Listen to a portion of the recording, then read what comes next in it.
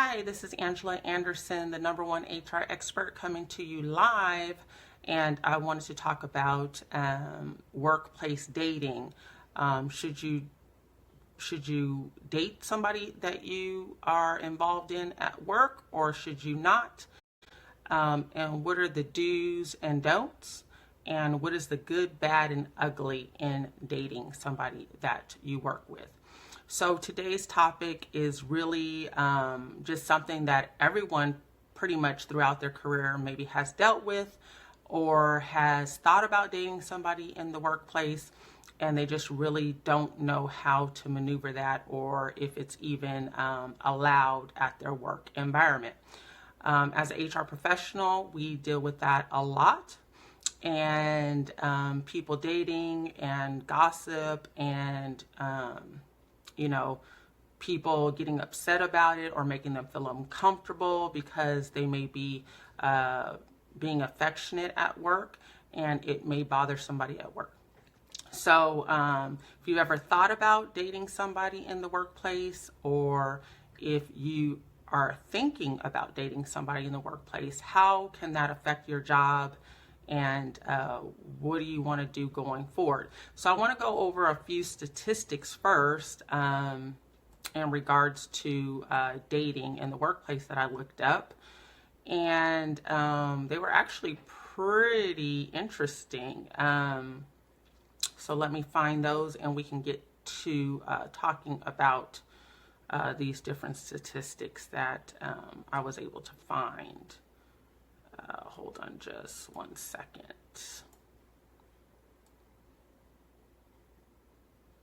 All right, so one of the statistics says, according to Pay Scale Office Romance Report, 15% of the 42,000 respondents said they would date someone they work with.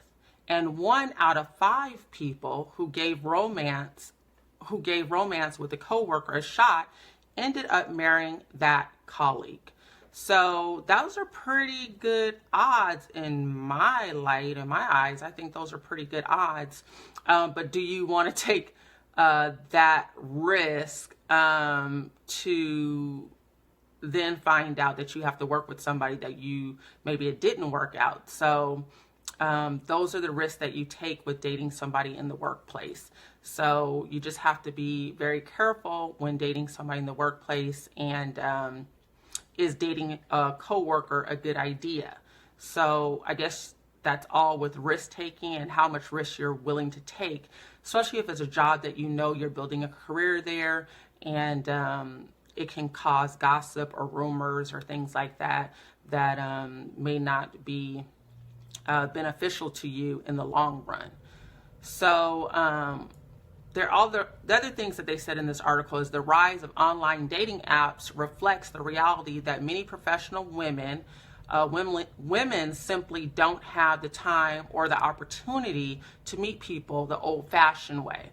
And I think that's both for men and women. It's just, when do you have time? If you're building a career, and how do you just have that free leisure time to go meet the old-fashioned way, like when you used to go and hang out and meet people and go to the bars and stuff like that? But with our busy work-life balance, being able to come home, and sometimes you have to take care of kids and things of that sort, they're relying now on, hopefully I can meet somebody in the workplace.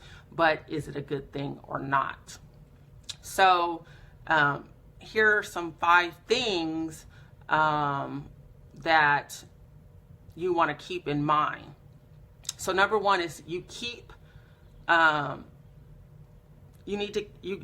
getting distracted.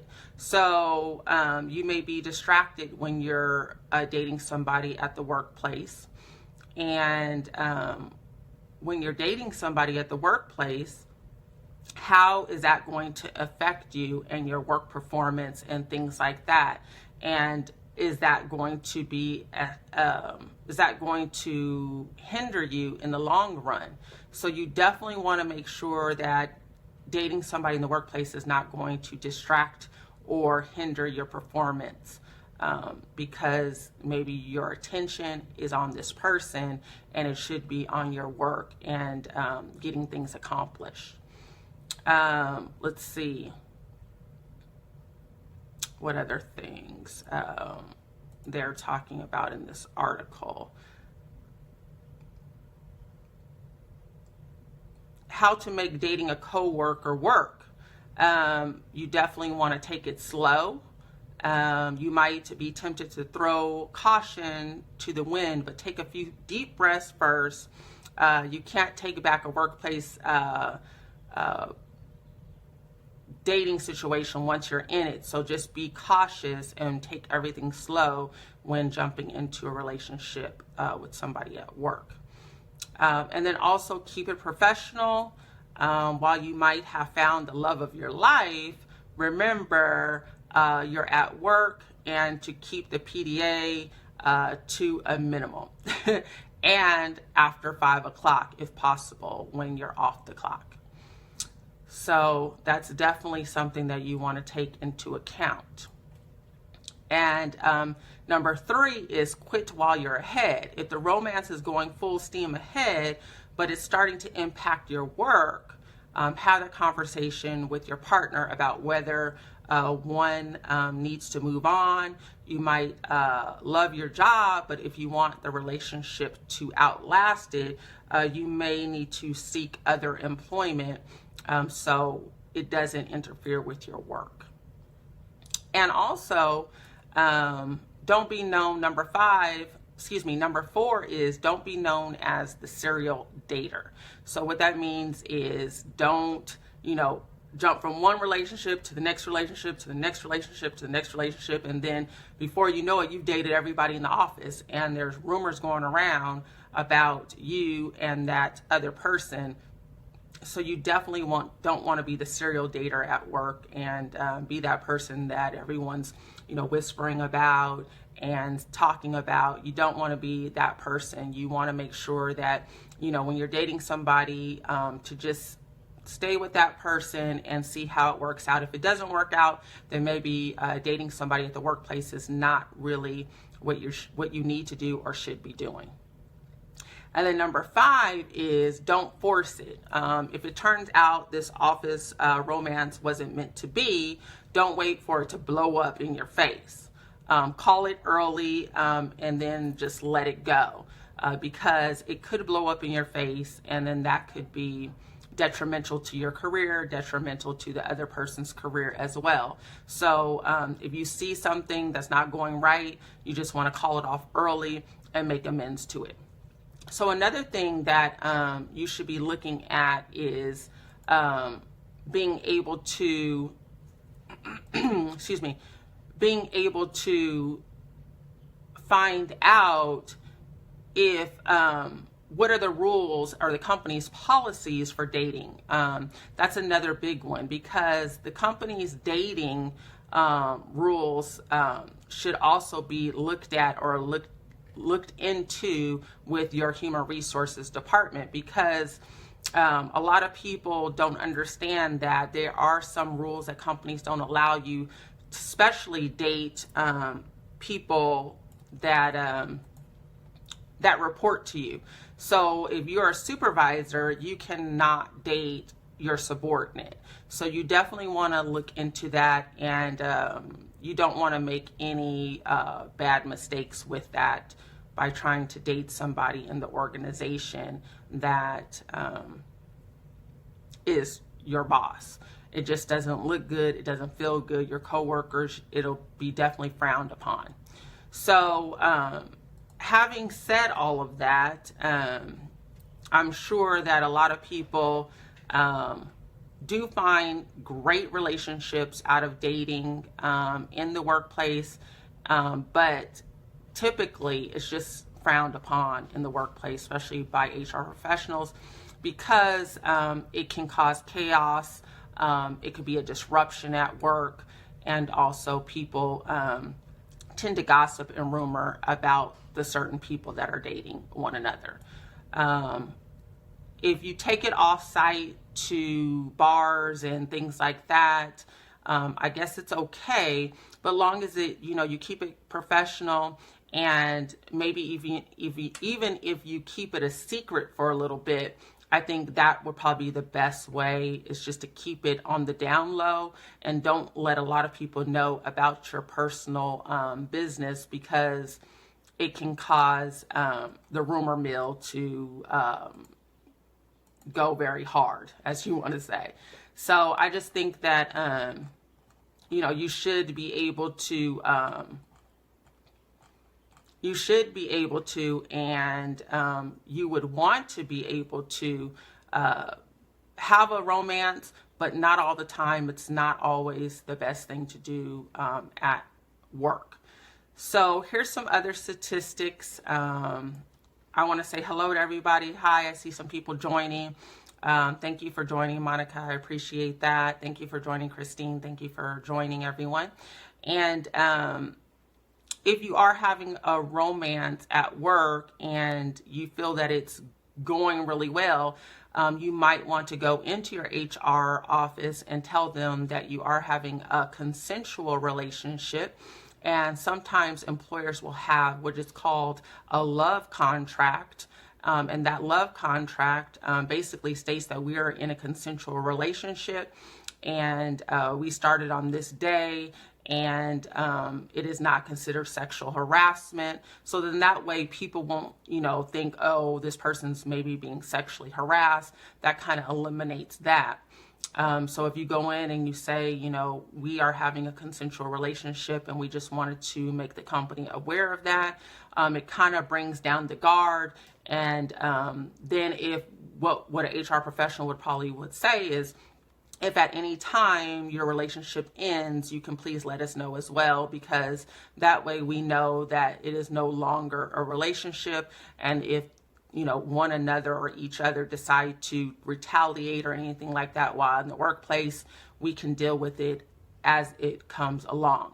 So those are called love contracts. I've only done one in my career over 15 years, but it's something that you can bring forth to your HR and just let them know that you are having a consensual relationship in the organization.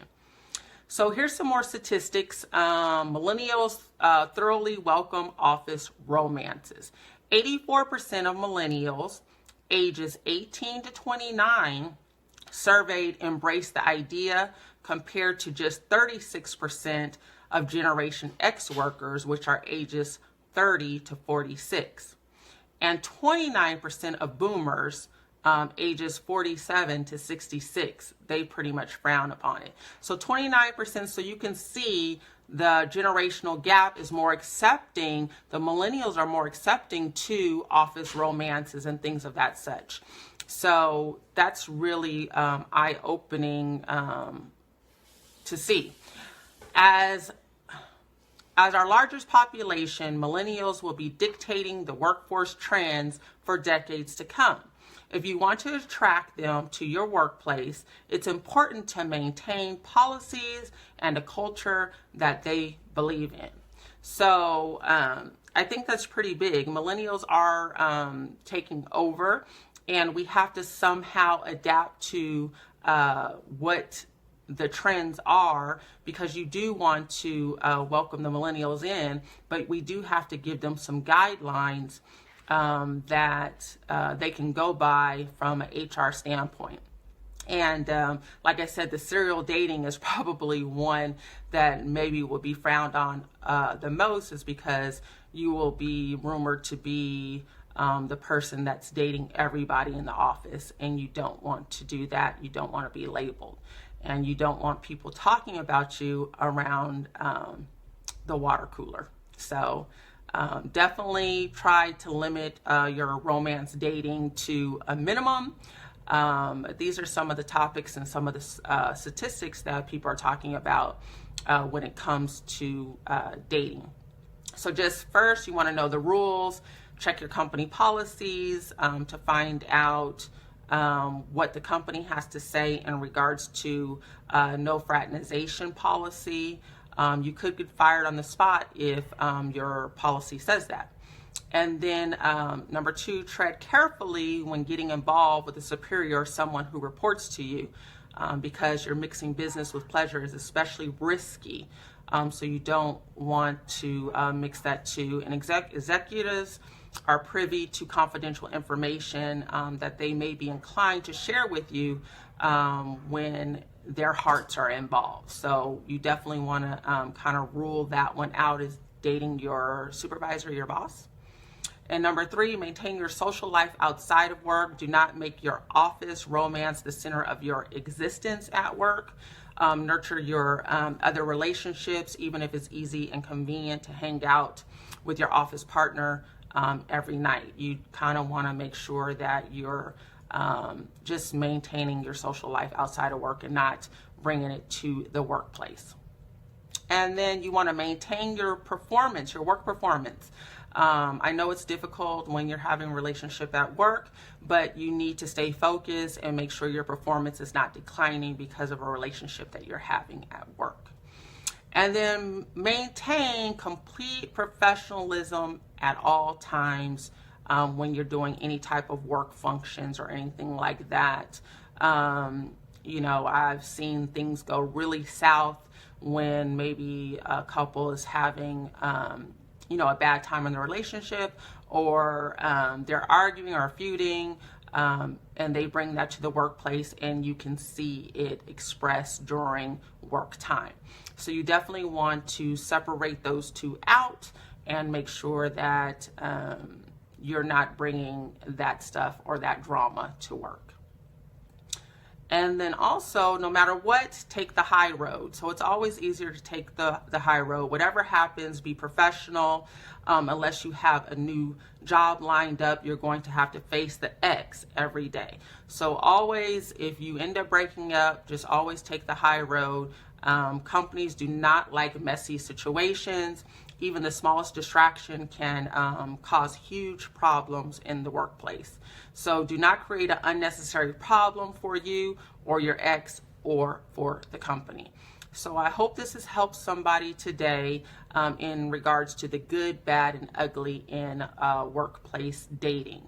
So thank you. And if you're watching the replay, please put replay in there.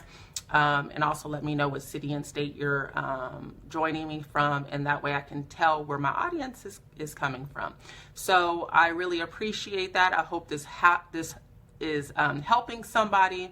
And you can also catch me on YouTube, Twitter, Instagram under the #1 HR expert.